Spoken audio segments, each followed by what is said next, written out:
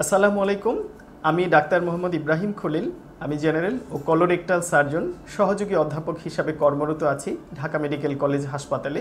আর এখন সান্ধ্যকালীন চেম্বারে আছি ধানমন্ডির পপুলার ডায়াগনস্টিক সেন্টারে। আমি একজন কলোরেক্টাল সার্জন হওয়া সত্ত্বে বেশিরভাগ ক্ষেত্রেই যে রোগীগুলো আমাদের কাছে আসে তার মধ্যে একটি সিংহভাগ হচ্ছে অ্যানাল ফিশার। চলুন আমরা জেনে নিই অ্যানাল ফিশার কি, কীভাবে এর থেকে প্রতিরোধ করা যায় বা ভালো থাকা যায়। অ্যানাল ফিশার হচ্ছে পায়ুপথের মুখে লম্বালম্বিভাবে ফেটে গিয়ে যদি কোনো ক্ষত তৈরি হয় তাহলে তাকে আমরা বলি অ্যানাল ফিশার। কিভাবে বুঝবেন, এর লক্ষণ কি? সাধারণত প্রচণ্ড ব্যথা হয় মলদ্বারে মলত্যাগ করার সময়, এবং মলত্যাগ করার পরেও অনেকক্ষণ ধরে জ্বালাপোড়া করতে থাকে। এছাড়া রক্ত যেতে পারে, রক্তটি ফোটায় ফোটায়ও যেতে পারে, এবং সেই সাথে মলের সাথে দাগ লেগেও থাকতে পারে। কখনো কখনো রোগীরা এসে বলেন মলদ্বারের পাশে একটু চামড়া তার ঝুলে আছে, পাখির ঠোঁটের মতন বাইরে বের হয়ে আছে। এটাকে আমরা সেন্টিনেল ট্যাগ বলি। এটাও একটি এই রোগের লক্ষণ। কি থেকে হয়? সাধারণত কোষ্ঠকাঠিন্য থেকে হয়। এছাড়া বিভিন্ন রকম খাবার অথবা কিছু ওষুধ আছে যেগুলো কিনা পায়খানা শক্ত করে, এগুলোর কারণেও হয়ে থাকে।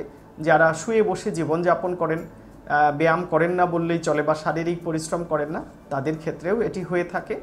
আর আমাদের বুঝতে হবে যে এটা থেকে আমরা যদি বাঁচতে চাই, বেশিরভাগ ক্ষেত্রেই এই রোগটার কোনো অপারেশন প্রয়োজন হয় না, ওষুধপত্র দিয়েই ভালো থাকা সম্ভব। তাহলে কিভাবে?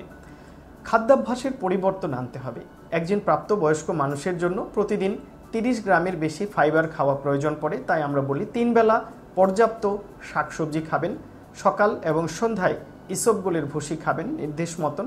এটি আপনার মলকে নরম করে রাখতে সাহায্য করবে।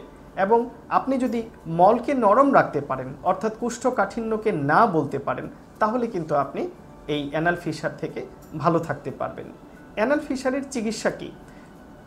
70% রোগের ক্ষেত্রেই অ্যানাল ফিশারে কোনো অপারেশন লাগে না, ভালো থাকা যায় ওষুধপত্রের মাধ্যমেই।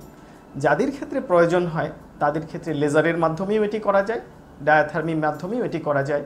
এবং সেই ক্ষেত্রে আমরা এটি ছোট্ট একটি অপারেশন, ল্যাটেরাল ইন্টারনাল স্ফিংটারোটমি বলি, এটি একদিনেই করে দেওয়া সম্ভব। এতে রোগীকে অজ্ঞানও করতে হয় না, তেমন ব্যথা বেদনাও হয় না, এবং অপারেশনের পরে রোগী ভালো থাকেন।